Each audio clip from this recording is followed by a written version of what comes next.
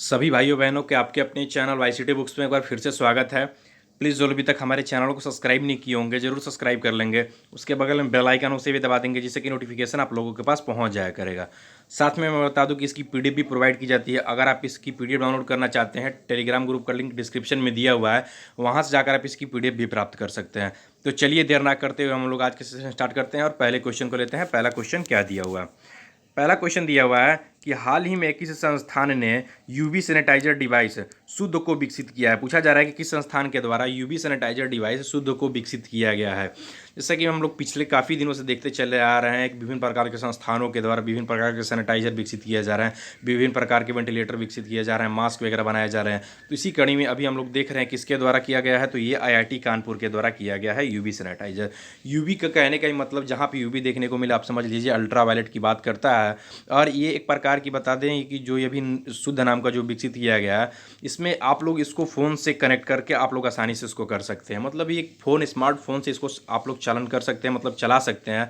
इसके अंतर्गत क्या होगा, एक हैंडी अल्ट्रावायलेट की एक मतलब एक तरीका होगा, जैसे कि आप जिसके वजह से अगर आप कोई भी अगर मतलब पीपीई किट रखते हैं या जो भी चीज़ आपको कीटाणु शोधन करना होता है या आपके रूम को शोधन आपको करना होता है, तो इसके अंदर 15 वाट की मतलब एक यूवी सैनिटाइजर लगी हुई है। ठीक है, यूवी मतलब अल्ट्रावायलेट लगी हुई है जो क्या कर देगा, आसानी से उसको अभी शोधन करने का कार्य कर देगा। ठीक है, तो ये किसके द्वारा किया गया है, तो IIT कानपुर के द्वारा किया गया है। तो इंपॉर्टेंट पॉइंट है, इसे जरूर ध्यान दीजिएगा। चलते हैं अगले नंबर क्वेश्चन की तरफ। अगला नंबर क्वेश्चन क्या दिया हुआ है कि हाल ही में BCCI ने अपना अंतरिम CEO किसे चुना है। देखिए क्वेश्चन जो लोग कल की वीडियोस देखे होंगे पता होगा उन लोगों को अभी हाल ही में क्या किया गया था कि जो BCCI के जो CEO थे उन्होंने क्या कर दिया कि इस्तीफा दे दिया। उनका नाम क्या था, ये भी इंपॉर्टेंट है, जान लीजिए। उनका नाम था राहुल जौहरी। इन्होंने क्या कर दिया है कि अभी इस्तीफा दे दिया है, जिसकी वजह से हेमांग अमीन को क्या किया गया है कि उनको चुना गया। किसको चुना गया है, हेमांग अमीन को अभी फिलहाल में CEO के रूप में चुना गया है। इंपॉर्टेंट पॉइंट इसे जरूर ध्यान दीजिएगा। बात कर ले हम BCCI से संबंधित पॉइंट, इसके BCCI बहुत ज़्यादा इंपॉर्टेंट पॉइंट बनता है। तो इसका राइट आंसर क्या हो जाएगा ना, देखिए सॉरी, इसकी स्थापना कब हुई थी, तो 1928 में स्थापना हुई थी। हेडक्वार्टर कहाँ पे है, तो हेडक्वार्टर मुंबई में है। और इसके हेड कौन है, तो पता होना चाहिए कि इंडियन टीम के पूर्व कैप्टन कौन है, सौरव गांगुली। कौन, सौरव गांगुली जो है फिलहाल में अभी हेड के रूप में बने हुए हैं। और सचिव के पद पर कौन बने हुए हैं, तो ये भी इंपॉर्टेंट बन जाता है, अमित शाह के जो बेटे हैं जय शाह। कौन, जय शाह, वो फिलहाल में क्या है, बने हुए हैं अभी सचिव के पद पर। और देखिए हम लोगों को पता होना चाहिए कि राहुल जौहरी के देने के बाद से हेमांग अमीन को चुना गया है। ठीक है, चलते हैं अगले नंबर क्वेश्चन की तरफ। अगला नंबर क्वेश्चन क्या दिया हुआ है कि हाल ही में भारत और यूरोपीय देश के बीच में कौन सी नंबर की बैठक आयोजित हुई है। पूछा जा रहा है कि भारत और यूरोपीय देश के बीच में कौन सी नंबर की बैठक क्यों आयोजित किया गया है। तो इसका राइट आंसर क्या हो जाएगा, इसका राइट आंसर हो जाएगा अभी हाल ही में 15वीं नंबर की बैठक को आयोजित किया गया है। किसके किसके बीच में किया गया, ये भी इंपॉर्टेंट बन सकता है। तो भारत और यूरोपीय संघ के बीच में किया गया। यूरोपीय संघ के बीच में 27 कंट्रीज आते हैं, ये इंपॉर्टेंट होना चाहिए। सबसे ज़्यादा कितने होते हैं, 27 कंट्रीज होते हैं। ये जान लीजिए कि ये वीडियो जो अभी जो ये कॉन्फ्रेंस किया गया किस तारीख को किया गया, ये भी इंपॉर्टेंट बन जाता है। तो 15 जुलाई को किया गया। किस दिन, 15 जुलाई को किया गया और वीडियो कॉन्फ्रेंसिंग के जरिए ये किया गया है। ठीक है, और इसका सबसे बड़ा जो मुद्दा रहा वो व्यापारिक क्षेत्रों व आर्थिक क्षेत्रों में किस तरह से बढ़ोतरी हो सके, इस पर अभी ध्यान दिया गया है। और कोविड-19 से कैसे बचा जा सके, इस पर भी बातों को सामने रखी गई है इसके अंतर्गत। देखिए किस कौन कौन इसके अंदर भाग लिया, ये इंपॉर्टेंट बात बन जाता है। तो भारत की तरफ से नरेंद्र मोदी जी के द्वारा, किसके द्वारा, नरेंद्र मोदी जी के द्वारा भाग लिया गया। बात कर ली यूरोपीय परिषद के जो अध्यक्ष हैं चार्ल्स मिशेल। कौन है, चार्ल्स मिशेल जो है यूरोपीय परिषद के अध्यक्ष, उनके द्वारा भाग लिया गया। और यूरोपीय आयोग के जो अध्यक्ष हैं उर्सुला। कौन है, यूरोपीय, देखिए 2 पॉइंट है, यूरोपीय परिषद के अध्यक्ष चार्ल्स मिशेल हैं और यूरोपीय आयोग के जो अध्यक्ष हैं वो उर्सुला हैं। इन दोनों लोगों के द्वारा क्या किया गया, भाग लिया गया। ठीक है, तो इंपॉर्टेंट पॉइंट है, इसे जरूर ध्यान दीजिएगा। चलते हैं अगले नंबर क्वेश्चन। क्वेश्चन नंबर 4 क्या दिया हुआ है कि हाल ही में FICCIR, इसको हम लोग क्या पढ़ते हैं, फिक्की। फिक्की ने वित्तीय वर्ष 2020-21 में भारत की GDP ग्रोथ कितना रहने का अनुमान लगाया है। देखिए बहुत ही सोचने वाली बात है, सारे ऑप्शन आप लोगों को माइनस में दिख रहे हैं और ये रियल आंसर है। ठीक है, तो इसका राइट आंसर क्या हो जाएगा, जान लीजिए -4.5%। मतलब जीरो से भी निचले स्तर पर भारत की GDP रहने की बात बताई गई है, जो 2020-21 में फिक्की के द्वारा बताई गई है। इसके भी पहले भी हम लोगों ने देखा है, ये सारी जो है अभी विभिन्न प्रकार की रेटिंग एजेंसियों के, देखिए RBI के द्वारा जो बताया गया है वो कितना बताया गया गया है 1.5% बताया गया। 6.8% हम लोगों ने देखा था। 6.8% किसके द्वारा कहा गया था? तो ये SBI के द्वारा कहा गया था। किसके द्वारा? सेंट्रल बैंक ऑफ इंडिया के द्वारा।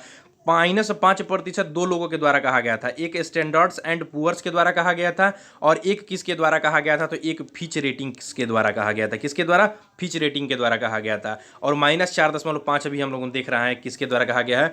फिक्की के द्वारा कहा गया है। ठीक है, तो इस तरह से चीज़ों को, इसी तरह से अभी जो क्राइस रेटिंग की जो आई थी उसकी द्वारा बताया गया था -6.4%, उसके द्वारा तो सबसे ज़्यादा बताया गया था।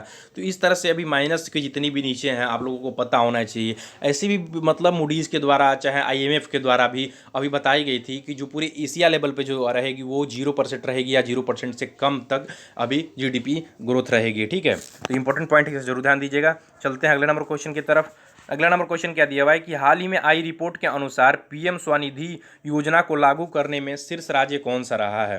पूछा जा रहा है कि PM स्वनिधि को लागू करने में शीर्ष राज्य कौन सा रहा है। तो इसका राइट आंसर क्या हो जाएगा? इसका राइट आंसर हो जाएगा मध्य प्रदेश रहा है। कौन सा रहा है? मध्य प्रदेश अभी PM स्वनिधि को लागू करने में प्रथम स्थान पे रहा है। बात कर लें कि ये PM स्वनिधि के अंतर्गत क्या क्या आता है। तो जो स्ट्रीट वेंडर्स होते हैं, ठीक है, जो मतलब स्ट्रीट वेंडर्स कहने का मतलब होता है जो गली गली मोहल्ले में जो दुकान लगाते हैं, चाहे सड़कों वगैरह फुटपाथ वगैरह पे जो दुकान लगाते हैं, उनको 10,000 रुपये तक का क्या किया गया था इसके अंदर, स्वनिधि के अंदर, PM स्वनिधि योजना के अंदर 10,000 रुपये तक का ब्याज मुक्त इनको पैसे दिए गए थे, जो कि समय के अनुसार आपको चुका देना होता है। ठीक है, तो इसी के लिए अभी इसमें सबसे आगे जो रहा वो मध्य प्रदेश रहा है। ठीक है, चलते हैं अगले नंबर क्वेश्चन की तरफ। अगला नंबर क्वेश्चन क्या दिया हुआ है कि हाल ही में किसे IAA के वान कर्मन पुरस्कार 2020 के लिए चुना गया है। पूछा जा रहा है कि IAA के वान कर्मन पुरस्कार 2020 के लिए किसे चुना गया है। तो इसका राइट आंसर क्या हो जाएगा? इसका राइट आंसर हो जाएगा के सिवान को चुना गया है। किसको चुना गया है? के सिवान को चुना गया। के सिवान को पता होना चाहिए कि के सिवान कौन है।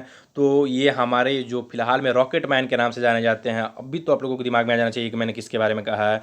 तो ये अभी फिलहाल में इसरो के जो हेड हैं, कौन है इसरो के? तो यही के सिवान है और इन्हीं को अभी वान कर्मन पुरस्कार 2020 के लिए चुना गया है, जिनको हम लोग रॉकेट मैन ऑफ इंडिया के नाम से जानते हैं। अच्छा, IAA ये भी इंपॉर्टेंट बन जाता है कि इसका मतलब मोटिव क्या होता है, इसका पूरा नाम क्या होता है। ठीक है, तो इंटरनेशनल एकेडमिक ऑफ एस्ट्रोनॉटिक्स क्या होता है? इंटरनेशनल एकेडमिक ऑफ एस्ट्रोनॉटिक्स इनका पूरा फुल फॉर्म है और इसी के जो वान कर्मन पुरस्कार 2020 है, इसी के लिए के सिवान को चुना गया है। अच्छा, ये पुरस्कार दिया कब जाएगा और कहाँ पे दिया जाएगा? तो याद रख लीजिएगा, ये पुरस्कार जो दिया जाएगा 2021 में दिया जाएगा और 2021 के पेरिस में दिया जाएगा। पेरिस के पेरिस में दिया जाएगा। पेरिस कहाँ पे है? तो फ्रांस में है और वहीं पर इसको दिया जाने की बात आई है। ठीक है, अच्छा, ये पुरस्कार इसके पहले किसको दिया गया है? तो इसके पहले जो प्रोफेसर उडुम्पी रामाचंद्रन राव, किसको? प्रोफेसर उडुम्पी रामाचंद्रन राव जो रहे हैं उनको दिया गया था और 2005 में उनको दिया गया था। और ये दूसरे ऐसे व्यक्ति हैं जिनको ये दिया जाएगा। बात कर ले हम इसरो की बात आई है तो हेडक्वार्टर बेंगलुरु में है। स्थापना कब हुई थी? 15 अगस्त 1969 को इसकी स्थापना हुई थी। ठीक है, चलते हैं अगले नंबर क्वेश्चन की तरफ। अगला नंबर क्वेश्चन क्या दिया हुआ है कि हाल ही में भारत का एकमात्र गोल्डन बाघ किस राज्य में मिला है। पूछा जा रहा है कि भारत का एकमात्र गोल्डन बाघ, ठीक है, किस राज्य में मिला है। और ये काफ़ी दिनों से मतलब एक समझ लीजिए कि विलुप्त की तरह हो गए थे, लेकिन एक बैग मिला है, तो ये बहुत ही अच्छी सूचना है। ठीक है, तो ये असम में मिला है।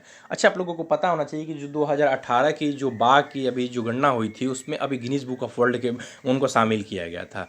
आपको पता होना चाहिए कि लगभग भारत में 2950 के लगभग, मतलब 2950 के लगभग अप्रोक्स हमारे के यहाँ बाघ है, और जो कि पूरे विश्व का 75% बाघ हैं। ये कुछ दिन पहले रिपोर्ट है, उसमें बताया गया था कि लगभग पूरे विश्व का 75% भाग सिर्फ तो इंडिया में रहते हैं। ठीक है, तो इंपॉर्टेंट पॉइंट है। असम की बात कर ले तो असम के जो फिलहाल में CM के रूप में बने सर्बानंद सोनोवाल हैं, कैपिटल क्या है दिसपुर है, और जगदीश मुखी यहाँ पर गवर्नर के पद पे बने हुए हैं।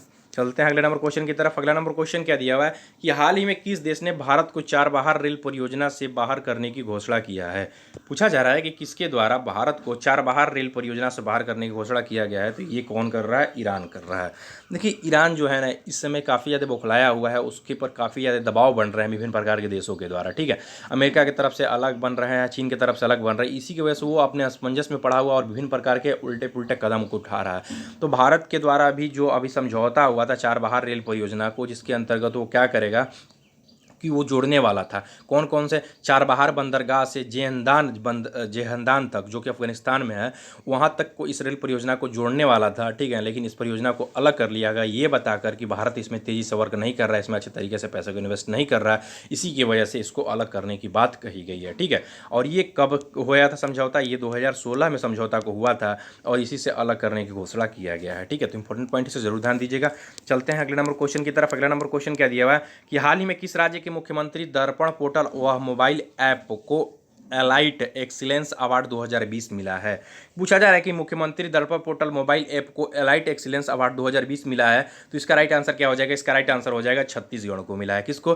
छत्तीसगढ़ को मिला है। अच्छा, इसके अंतर्गत होता क्या है? तो देखिए, छत्तीसगढ़ के अंदर अभी तक की जितनी भी योजनाएं हैं, उन सारी योजनाओं का जो विवरण मिलेगा आप लोगों को इसी के अंतर्गत, आपको मुख्यमंत्री दर्पण पोर्टल व मोबाइल ऐप के अंतर्गत आपको इसके अंतर्गत मिल जाएगा, ठीक है।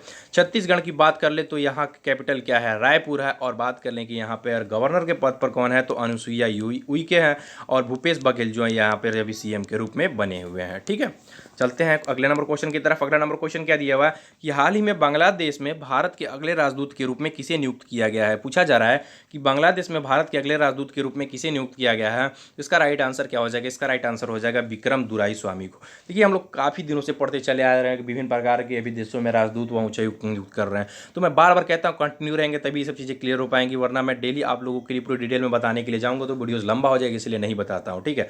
अभी हम लोगों ने देखा था, परसों ही देखा था, डॉक्टर बिदु पिनायर को कहाँ का किया गया था? तो तुर्कमेनिस्तान का। कहाँ का? तुर्कमेनिस्तान का किया गया था। सीबी जॉर्ज को कहाँ का किया गया था? तो कुवैत का किया गया था। कहाँ का? कुवैत का। और पीके नायर को हम लोगों ने देखा था कुछ दिन पहले हैं, कहाँ का किया गया था पीके नायर को? तो इनको किया गया था अभी सिंगापुर के अंदर, ठीक है।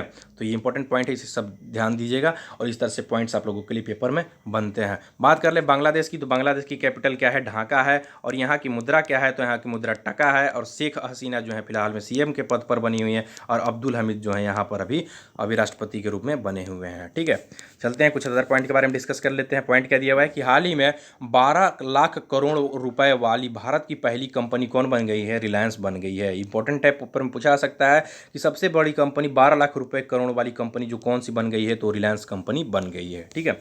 चलते हैं अगले नंबर पॉइंट की तरफ। अगला नंबर पॉइंट क्या दिया हुआ है कि हाल ही में क्वालकॉम ने जियो प्लेटफॉर्म में 730 करोड़ रुपए निवेश कर 0.15% की हिस्सेदारी खरीद ली है।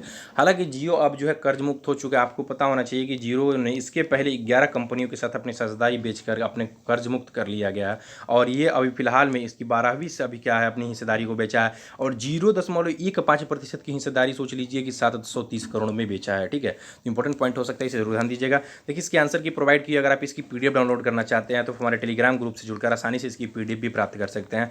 तो मैक्सिमम लोग हमारे चैनल से जुड़िए, चैनल को सब्सक्राइब कीजिए और वीडियो अच्छा लगे तो लाइक जरूर कीजिएगा। और वाईसीटी आप लोगों के लिए हर प्रकार की बुक्स अवेलेबल कराती है। किसी प्रकार की बुक्स को जानकारी लेना चाहते हैं तो डिस्क्रिप्शन में नंबर दिया, वहाँ से जाकर आप इसकी जानकारी भी प्राप्त कर सकते हैं, चाहे किसी भी चीज़ों को पूछ सकते हैं, ठीक है। तो दोस्तों, चैनल से जुड़िए, चैनल को सब्सक्राइब कीजिए और अपने भी दोस्तों में भी शेयर कीजिए। थैंक यू दोस्तों, थैंक यू।